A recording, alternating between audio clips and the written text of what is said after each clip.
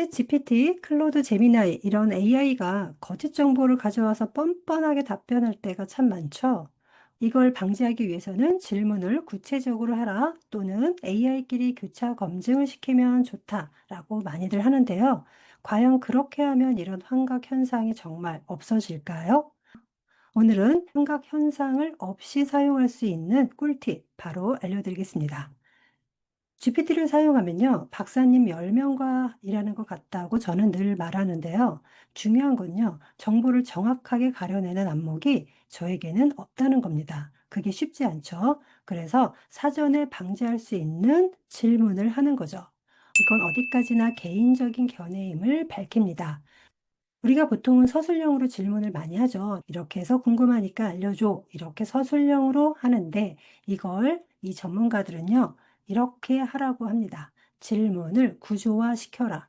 이게 무슨 말이냐면요. 주제를 얘기하고 그 밑에 이렇게 항목으로 나누라는 거죠. 그리고 이 단어 뒤에다가 콜론 하나 붙이고 괄호를 넣는 거예요. 어떻게 보면 뭐 코딩하는 것처럼 보일 수가 있는데요. 그렇게 어려운 게 아니고요.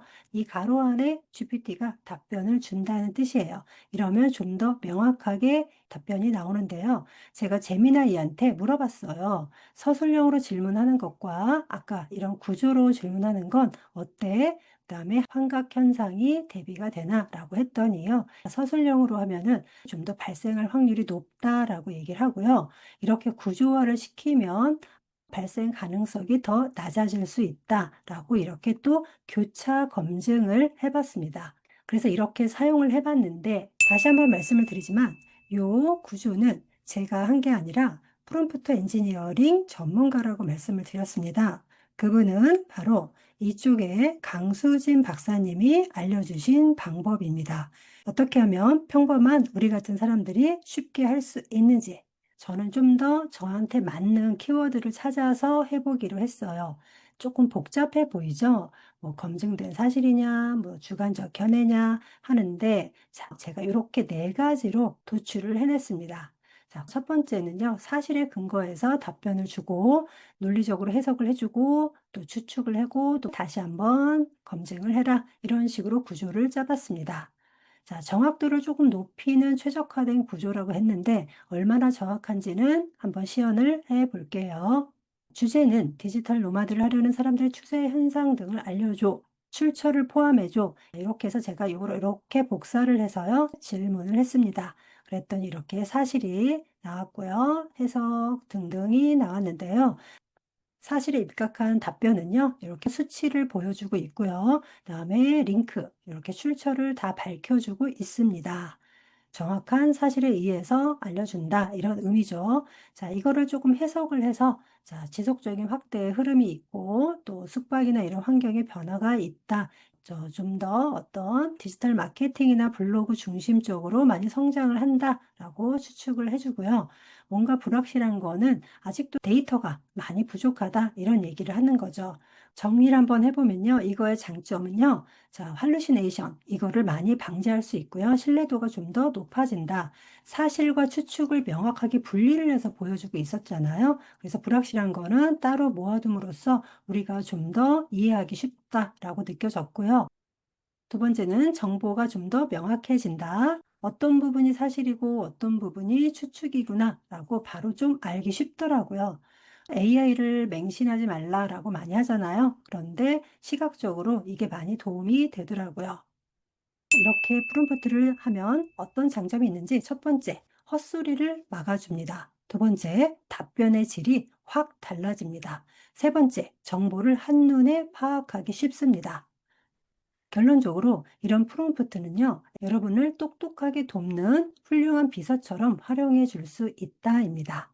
앞으로 질문을 하실 때는요, 그냥 묻지 마시고요. 팩트, 해석, 추측, 이런 거를 함께 섞어서 하시면 똑똑한 답변을 얻게 되실 겁니다. 오늘 정보가 도움이 되셨다면요, 구독과 좋아요, 알림 설정까지 부탁드리고요. 설명란에 제 프롬프트를 넣어 드릴 테니까 오늘 이용해 보세요. 다음에 더 좋은 정보 가지고 오겠습니다. 감사합니다.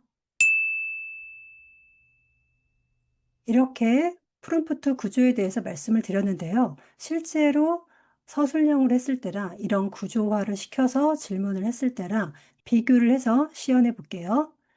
질문은 이겁니다. 요즘 부자들은 어떤 하루를 살고 있을까요?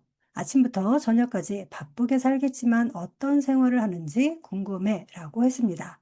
그랬더니 이런 식으로 해서요, 답변을 주었습니다.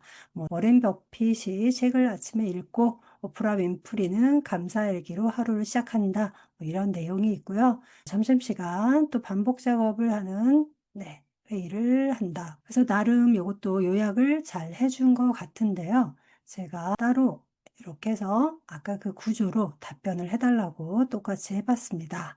자, 그랬더니 이렇게 주제는 요즘 부자들은 어떤 하루를 살고 있나? 출처가 명확한 사실을 근거해서 말을 해주고 있습니다.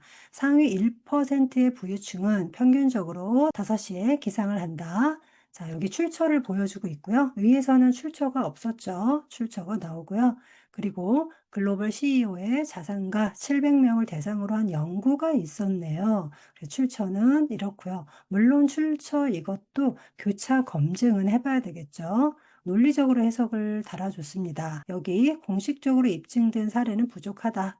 자, 그렇게 나왔고요. 정보 부족. 자, 실제 부유층의 스트레스 수준이나 하루의 만족도 이런 거는 공식 연구가 거의 없는 영역이다. 그리고 아시아권은 특히 제한적이다. 이렇게 얘기를 해주고 있습니다.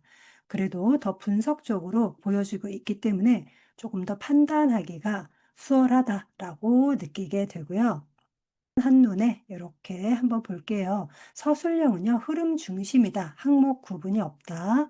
그 다음에 진술과 추론이 혼합이 되어 있다. 그래서 어디까지나 독자가 판단을 해야 된다. 이렇고요.